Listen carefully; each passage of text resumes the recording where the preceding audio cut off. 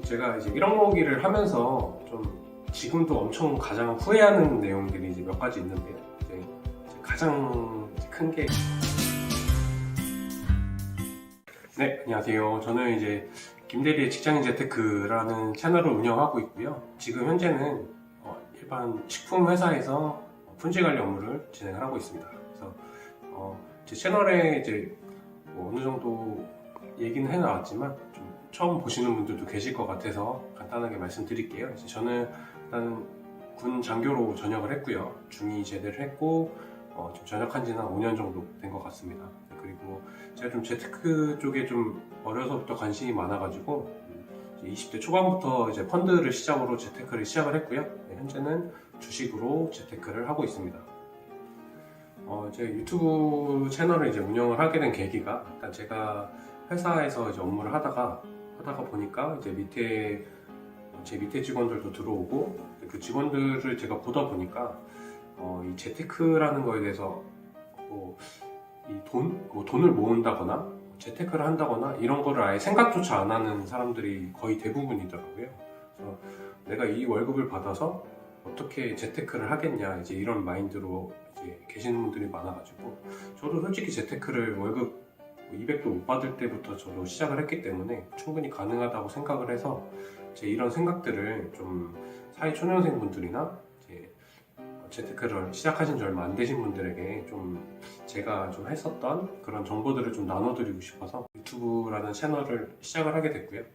제가 뭐 그렇게 전문적인 지식을 가지고 채널을 운영하는 건 아니기 때문에 그래도 댓글에 질문을 많이 남겨주세요. 이제 사회초년생분들이 제 이제 구독자분들이 거의 90% 이상이 20대이신데 이제 그분들이 제가 어느 정도 아는 지식에 대해서 그 이제 댓글로 질문을 주실 때 제가 답변을 드리고 너무 감사합니다라는 그런 댓글이 달렸을 때 너무 뿌듯하고 기분이 좋더라고요. 네, 그래서 그런 것들이 너무 좋아가지고 앞으로도 같은 내용으로 채널 운영을 할 생각입니다. 이제 전역하기 직전에 이제 재테크 자산 상담을 해주시는 분이 이제 부대에 이제 오셔가지고 여러 가지 상담을 해주셨는데 그 계기로 좀 재테크라는 거에 확 이제 시작을 한 것 같아요. 그래서 일단은 거의 전역하기 한 1년 전에 일단 학자금 대출은 전부 갚았고요. 이제 그 이후로도 한 2천만 원 정도의 이제 자금을 모아서 전역을 했는데 이제 그 자산관리사의 이제 조언을 듣고 이제 펀드라는 거를 이제 알게 돼서 원래 기존에는 군인공제라고 해서 이제 군인들 대상으로 할 수 있는 그런 공제 적금 같은 예금이 있었는데 그 예금 상품에 거의 대부분의 저축을 진행을 하다가 이제 마지막 전역하기 직전에 이제 그런 자산 상담을 통해서 이제 펀드라는 그런 상품에 제가 좀 다가갈 수 있었던 그런 기회가 됐었던 것 같습니다. 1억 모으기라는 걸 이제 도전을 했는데 이제 그 과정이 그렇게 순탄치는 않았습니다. 일단은 전역을 하고 이제 2천만 원 정도의 자본금을 가지고 시작을 했는데 이제 그때 당시에는 거의 재테크에 대해서 잘 모르던 시절이기 때문에 제가 아까 말씀드렸던 그 자산관리사라는 분이 이제 그런 정말 기초적인 재테크를 알려주시는 분이 아니고 이제 거의 이제 보험가입을 유도하는 그런 분이셔가지고 내가 이렇게 하면은 1억 모으기를 성공할 수 없겠다 그렇게 생각이 들어서 그때부터 좀 본격적으로 재테크 공부를 하게 됐고요. 이제 그때 처음으로 제가 시작을 한 게 펀드인데 펀드도 제가 지식이 아예 없다 보니까 그 당시에 좀 책을 엄청 많이 읽었습니다. 대학교 때도 제가 책을 잘 안 읽었는데 이제 그 재테크를 위해서 거의 한 달에 한 4-5권씩 책을 읽었거든요. 그 책을 읽다 보니까 어느 정도 이제 펀드에 대해서 좀 이해력이 생기기 시작했고 펀드로 좀 수익을 내기도 시작을 했습니다. 근데 이 펀드라는 것도 뭐 주식이나 마찬가지로 계속 사고팔고를 하다 보면은 이게 수익률이 날 수가 없는 상품이기 때문에 이제 저도 처음에는 좀 신흥국 위주로 펀드 투자를 이제 진행을 했고요. 그다음에 그 펀드 투자를 할 때는 적금과 좀 병행을 했습니다. 좀 자본금이 별로 없다 보니까 적금으로 어느 정도 자본금을 만들고 이제 그걸로 펀드를 투자하는 식의 방식으로 이제 투자를 시작을 했고요. 근데 그 당시에 이제 그 자산관리사를 통해서 이제 변액 유니버셜이라는 거를 이제 가입을 했습니다. 근데 그 변액 유니버셜이라는 상품이 사업비로 보통 한 15% 정도 떼고 투자가 되기 때문에 수익이 날 수 없는 구조의 상품이었던 겁니다. 그래서 그것도 책으로 공부를 하면서 알게 됐고, 다행히 이제 그거는 100% 수익률을 얻고 2년 만에 해지를 했고요. 그래서 이제 그때부터 본격적으로 펀드 투자를 하게 되었는데, 이제 그때는 이제 신흥국 위주로 투자를 했습니다. 베트남이나 인도, 그다음에 중국 시장을 통해서 이제 펀드 투자를 했는데, 그 당시에 중국이나 인도 쪽은 좀 많이 펀드가 수익률이 좋았는데, 베트남에서 거의 마이너스 50%까지 나는 경우가 생겼고, 그렇게 하면서 좀 수익률이 좀 공리화 되더라고요. 그래서 제가 투입되는 금액은 거의 똑같지만, 그래도 수익률이 계속 나다 보니까, 어느 순간 자본금이 확 늘어나는 그런 계기가 되더라고요. 그리고 일단 저는 군대를 전역하고 나서 바로 취업을 하고 재테크를 시작했기 때문에, 일단은 저도 이제 제 채널에서 항상 모든 분들께 항상 말씀드리는 거지만, 일단은 저는 그 달에 저축해야 될 돈을 일단 정해놓고 그 돈을 월급과 동시에 바로 빠져나가게 설정이 되어 있고요. 그다음에 이제 남은 돈으로 이제 생활을 했습니다. 이제 그러다 보니까 돈도 더 빨리 모이게 됐고, 1억 달성도 엄청 빠르게 된 거라고 저는 생각을 하고 있고요. 제가 이제 1억 모으기를 하면서 좀 지금도 엄청 가장 후회하는 내용들이 이제 몇 가지 있는데요. 이제 가장 큰 게 자동차 구입이에요. 그래서 제가 자동차 구입을 하면서 1억 모으기를 달성하고 나서 저도 자동차 구입을 했는데, 일단 자동차를 구입하니까 더 이상 자산을 늘리기가 힘들더라고요. 일단은 차량은 일시불로 구매를 했지만 뭐 보험료라든지 차량 유류비라든지 이런 것들이 좀 너무 돈이 많이 들어서, 일단은 1억 모으기를 시작을 하시려면 일단은 자동차는 좀 정말 그 자동차로 업무를 하시지 않는 이상은 구매를 좀 안 하셨으면 좋겠습니다. 그래서 제가 1억 모으기를 한 4년에서 5년 정도 걸렸는데, 아마 그 전에 제가 자동차를 샀다면은 아마 10년이 넘도록 또 아마 1억을 모으지 못하지 않았을까라고 저는 생각이 들고요. 그다음에 이제 두 번째는 이제 20대 초반 분들이나 20대 중반 분들은 자취에 대한 꿈이 엄청 많으시잖아요. 근데 일단 자취를 시작하시면은 돈 모으시는 걸 거의 포기하셔야 된다라고 저는 생각을 하기 때문에, 만약에 집 근처에서 회사를 다니실 수 있는 그런 상태시면은 자가에서 이제 부모님 밑에서 이제 출퇴근을 하시는 게 전 좋다고 생각을 하고요. 일단은 저도 현재는 지금 자취를 하고 있지만 일단 관리비도 들어가고요. 제가 전세를 살고 있는데 전세에 대한 대출이자도 발생이 되고요. 그다음에 식비가 가장 큽니다. 그리고 이제 혼자 살다 보니까 외식을 엄청나게 많이 하게 되고, 그래서 1억 모으기를 하겠다라고 다짐을 하신 분들께서는 이 두 가지는 조금 피해 주셨으면 좋겠습니다.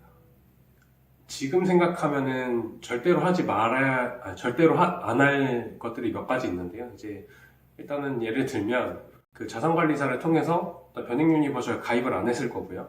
그리고 펀드가 아니고 주식을 했을 것 같습니다. 일단 주식도 처음에는 잘 모르니까 ETF라는 게 있는데, 이제 그 ETF도 펀드와 좀 비슷한 성향의 그런 상품인데, 대신 이제 주식처럼 실시간으로 거래가 가능합니다. 그래서 펀드는 매수를 해놓고 거의 뭐 5일에서 6일 정도가 있어야 그 6일 후 금액으로 매수가 되기 때문에 좀 실시간 거래가 힘든 그런 단점이 있어서, 이제 ETF로 좀 시작을 했으면 아마 1억 모으기를 뭐 3년 안에도 달성을 했지 않았을까, 그렇게 생각이 들고요. ETF 같은 경우는 그냥 주가 지수에 투자가 되기 때문에 뭐 개인이 따로 공부를 해서 그걸 일일이 뭐 주식을 팔았다 샀다 할 필요가 없는 상품이기 때문에 현 시점에서는 적금보다 안전하다고 저는 생각을 하기 때문에, 그때로 다시 돌아가게 되면 주식을 투자를 할 것 같고 주식에서도 ETF 상품에 투자를 할 것 같습니다. 그리고 제가 앞서서 이제 펀드에 대해서 말씀을 드렸고 ETF에 대해서도 말씀을 드렸는데, 일단은 이제 처음에 이제 이런 재테크 입문하시는 분들이 좀 가장 간과하는 실수가, 펀드 상품을 선택하실 때나 주식 ETF 상품을 고르실 때 좀 가장 많이 실수하시는 게, 정말 이제 생성된 지 얼마 안 된 상품들, 그리고 거래량이 거의 없다시피 하는 상품들, 그리고 거기에 이제 투자되고 있는 총 투자 금액이 현저하게 적은 상품들을 좀 많이 고르시는 분들이 있더라고요. 이제 이게 대부분의 좀 잘못된 재테크를 좀 말씀하시는 분들이 이런 상품을 좀 추천을 많이 해주셔서 이제 그거에 좀 휘둘려서 가입을 하시는 분들이 좀 많으셔가지고, 일단은 제 생각에는 펀드 같은 경우에는 최소 운용 금액이 한 100억 이상은 돼야 된다고 저는 생각을 하고요. 그 100억 정도가 되어야 어느 정도 거래량이 있기 때문에 펀드를 나중에 매도를 할 때나 이럴 때도 좀 수월하게 매도를 하실 수 있기 때문에 최소 투자 금액, 그 다음에 펀드 같은 경우에는 그 펀드를 운영하는 펀드 매니저들이 있습니다. 근데 그 매니저들이 어느 정도 그 펀드를 몇 년 정도 운영을 했는지, 저는 적어도 최소 2년 이상은 운영이 되었던 펀드를 구매를 하시는 게 좀 좋다고 생각을 하고요. 그 이유는 그 2년 동안 펀드가 운영이 됐다는 거는 어느 정도 그 펀드를 운영함에 있어서 크게 뭐 별다른 문제가 없다라고 저는 생각을 하기 때문에 이제 그렇게 말씀을 드린 거고, ETF 같은 경우는 저는 이제 미국 ETF만 하다 보니까 미국 ETF에서 이런 질문들을 좀 많이 하세요. 이제 주가지수 ETF가 있고 각 종목별 ETF가 있는데 어떤 거에 투자를 해야 되냐, 이런 질문들이 있는데, 저는 이제 처음 주식을 접하시는 분들은 이제 주가지수, 한국으로 따지면 코스피나 코스닥에 투자하는 상품인데, 그 상품에 투자를 하게 되면 뭐 별다른 결정을 할 수 있는, 개인이 공부를 해서 뭐 선택할 수 있는 그런 게 별로 없습니다. 그냥 미국 같은 경우에도 S&P 500이면 S&P 500, 나스닥, 뭐 다우지수를 추종하는 그런 ETF들이 다 있기 때문에 그냥 그 ETF 하나만 골라서 투자를 하시면은 그 ETF를 운영하는 운용사에서 알아서 투자를 해주기 때문에, 펀드나 ETF를 고르실 때는 이런 식으로 찾아서 매수를 하셨으면 좋겠고요. 가장 좋은 거는 본인이 직접 공부를 하는 게 가장 좋겠죠. 어느 정도 공부를 하셔서 이 정도 상품이면 안전하겠다, 이 정도면 거래량도 많고 안전한 펀드나 ETF겠구나, 이런 게 어느 정도 감이 오시기 때문에 공부를 아예 하시지 않으시고 이런 투자를 하시는 거는 좀 지양하셨으면 좋겠습니다.